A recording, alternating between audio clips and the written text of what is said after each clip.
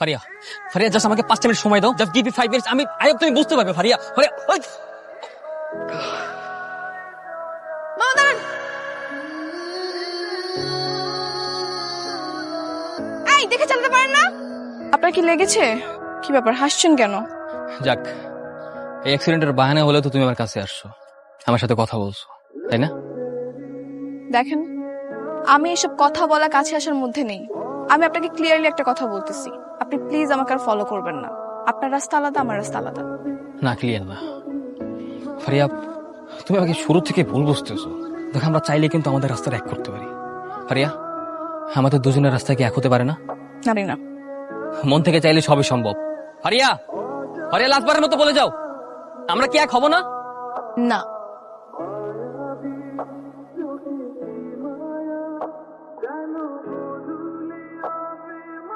Aunty, আমি এখানে আমার একটা সিদ্ধান্ত জানাতে এসেছি। কি সিদ্ধান্ত? আন্টি, আমি ফারিয়াকে বিয়ে করতে চাই, আমার বাবাকেও বলেছি। এখন আপনি যদি সম্মতি দেন তাহলেই হবে। কিন্তু এখন এই অবস্থায় আন্টি, এই অবস্থাতেই হবে, এই অবস্থাতেই আমি ফারিয়াকে বিয়ে করবো। আঙ্কেলেরও শেষ ইচ্ছে ছিল ফারিয়া আমাদের বাড়ির বউ হবে। অন্তত আঙ্কেলের শেষ ইচ্ছেটা পূরণ করতে হলেও তো এই বিয়েটা হওয়া দরকার। দেখো, এখানে আমার কি বলার আছে? ফারিহা যদি রাজি থাকে আমার কোনো আপত্তি নেই। আন্টি, ফারিয়া আমাকে অনেক ভুল বুঝে আছে, আপনি প্লিজ ওকে একটু বোঝাবেন। আমি চেষ্টা করব। জি আন্টি, আজকে তাহলে আমি আসি। আসসালামু আলাইকুম। ওয়ালাইকুম আসসালাম। পারিয়া, এভাবে আর কতদিন মন খারাপ করে থাকবি? যা হওয়ার তা তো হয়ে গেছে, সবকিছু ঠিক হয়ে যাবে। এভাবে আর মন খারাপ করে থাকবি না। আপু, এই ফুলটা আপনার জন্য। Thank you. আর I love you. I love you too. না না, আমি আই লাভ ইউ বলিনি, ওই যে ভাইয়াটা আপনাকে বলতে বলেছে। কেন আমার পিছে লেগে আছে? কথা ছিল। আমার কোনো কথা নেই। ফারিয়া, ফারিয়া প্লিজ। হাত ছাড়েন। না, তাই আমি হাত ছাড়বো না। হাত ছাড়তে বলছি। ভাই কি এখানে সমস্যা কি? কি হয়েছে মানে? কই ভাই, আমাদের তো কোনো সমস্যা নেই, আপনারা যান, আপনাদের কাজ যান। আমাদের কাজে যাবো মানে সুন্দরী একটা মায়ের ডিস্টার্ব করতেছ। আমরা এলাকার বকাটে পোলা পাই আমাকে চেয়ে চেয়ে দেখুন তুই ভাবলি কেমনে ওটা? বা আপনারা যে এলাকার বকাটে পোলাপান এটা আপনারা নিজেরও জানেন। আমরা জানি না, আমরা মানি, আমরা জাউরা জাউরা। ম্যাডাম, আপনার যার ধরছে আপনার চিনেন? না, আমি চিনি না। আপনি জানার বিষয়টা আমরা দেখতেছি।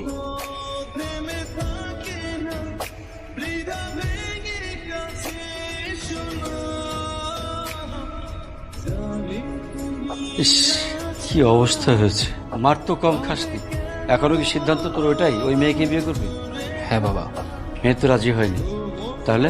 রাজি হয় নাই মানে বাবা, হয়ে যাবে, আমি দেখি ওকে রাজি করি। দেখ, নাহলে তুই আমাকে বল, আমি অন্য মেয়ে দেখি। না না বাবা, তার কোনো দরকার নেই। বিয়ে যদি করতে হয় আমি ওকেই বিয়ে করবো। সামান্য একটা ভুলের জন্য যেভাবে কষ্ট পাচ্ছে এটা ঠিক না। আমি যেভাবে হোক ওকে বিয়ে করে ওর মুখে হাসি ফোটাবো। এইটা ঠিক, চেষ্টা করে দেখ, না হয় আমি একবার কথা বলবো। না না বাবা, তার দরকার নেই, আমি দেখি আগে ট্রাই করে আমি পারি কিনা। এগুলো ধুয়ে টুয়ে একটু ফ্রেশ হ। এই খালি।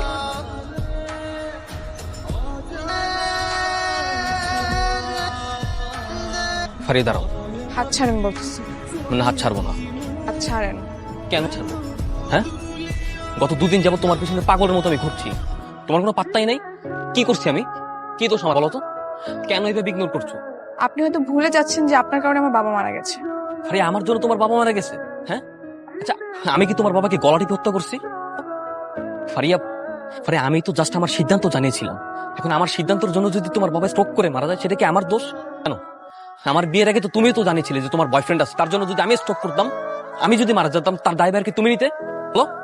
দেখেন, ফারিয়া, ফারিয়া দেখো, মানুষ সামাজিক জীব। আমাদের জন্ম, মৃত্যু, হায়াত, মত সবকিছু আল্লাহর হাতে। আমাদের কোনো কিছু, তোমার বাবার হয়তো সেই পর্যন্ত আয়ু ছিল, তার জন্য তুমি আমাকে দায়ী করতে পারো না।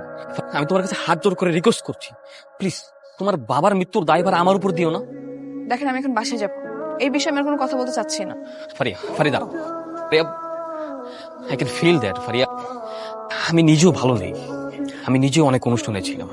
তোমার বাবা মারা গেছে বলে বলছি না, তিনি বেঁচে থাকলে হতো তারপরের দিন আমি তোমার কাছে আসতাম তোমাকে সরি বলার জন্য। কিছু কিছু সরি মাঝে মাঝে মূল্যহীন হয়ে যায়। একটা নির্দিষ্ট সময় পর এটার কোনো দাম থাকে না। আমি এমন একটা পর্যায়ে আছি এখন, যেখানে না পারছি আপনার সাথে মন থেকে কথা বলতে, আর না পারছি সবকিছু মেনে নিতে। সো আমি সব নিয়ে কোনো কথা বলতে চাই না। ফারিয়া, তুমি তো খুব ভালো মতোই জানো যে আমি স্বপ্ন দেখি। আমার এই বিয়ে নিয়ে আমার কত স্বপ্ন ছিল, বিশেষ করে দেখার পর আমি আরো বেশি স্বপ্ন দেখেছিলাম, কিন্তু আমার বিয়ের আগে তো তুমি সেই স্বপ্ন ভেঙে দিয়েছিলে। আমি না তারপরও তোমার কাছে চলে আসছি। কেন জানো? কারণ আমার এই স্বপ্নের মাঝে তোমার প্রতি ভালোবাসা তৈরি হয়েছে। যদি ভালোবাসা তৈরি হতো তাহলে আপনি বিয়েটা ভাঙতেন না, মজাটাকে মজা হিসেবেই দেখতেন।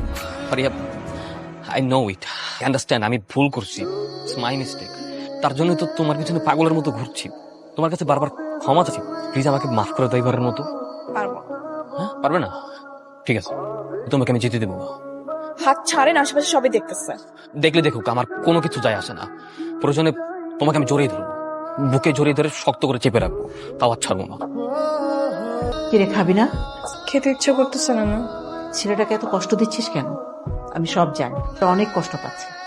ওর বাবা আমাকে ফোন করেছিল, তোর মতামত জানতে চাইছে। আমার কোনো মতামত নেই। ছেলেটা রাগ করে খাওয়া দাওয়া বন্ধ করে দিয়েছে। আসলে কি জানিস, ছেলেটা তোকে অনেক ভালোবেসে ফেলেছে। পেরেছি। কি বুঝতে পেরেছি? ছেলেটা রাগ করে না খেয়ে আছে সেটা, নাকি ছেলেটা তোকে ভালোবেসে ফেলেছে সেটা? ভালোবেসে ফেলেছে।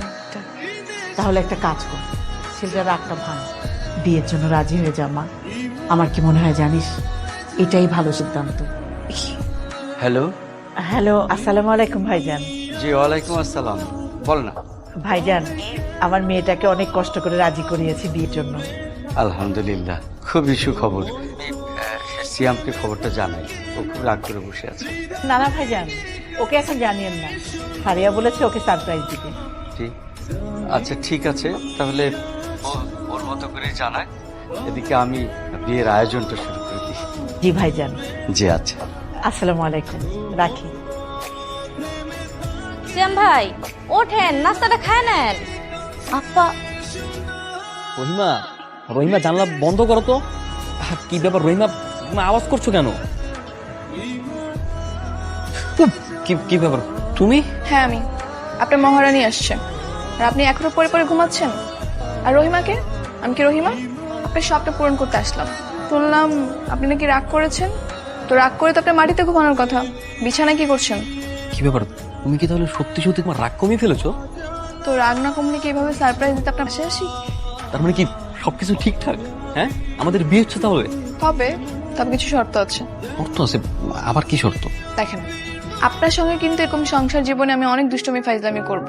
ও কোনো কিছু নিয়ে মাইন্ড করা যাবে না, তাহলে আর বউ হয়ে থাকবো না। হ্যাঁ, এখন আমি সব শর্তে রাজি। এখন থেকে আমি আর তোমার সাথে দ্বিমত করবো না, 100%। হ্যাঁ সত্যি।